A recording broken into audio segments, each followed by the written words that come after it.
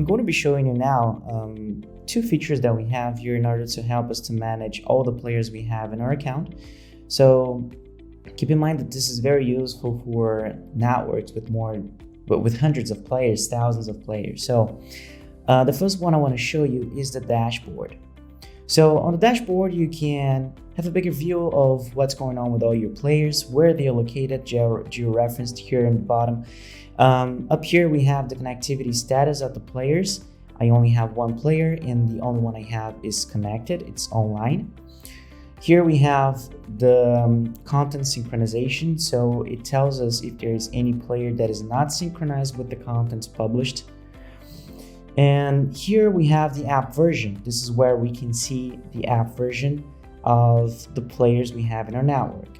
And here we also have a chart telling us the errors and warnings of those players. Down here in the bottom, we can see also players with most errors and players with most warnings. The other tool that I want to show you is the health check.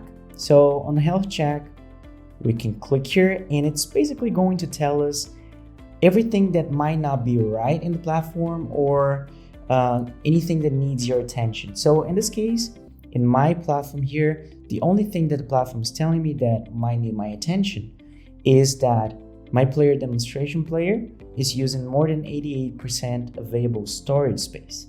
So I just have to keep that in mind, because if I try to publish content to this player when there is no storage space available, I'm not going to be able to synchronize the content and it's not going to be playing back the content I want. So it also offers there some actions here. So I could be unpublishing the content I have there, or I could be viewing resource usage of that player, or I could be also muting this issue. So these are two tools that are very useful for huge networks. You could always take a look at those tools and see what's going on with your network and be more in control of it. So thank you for watching. Stay tuned for the next video.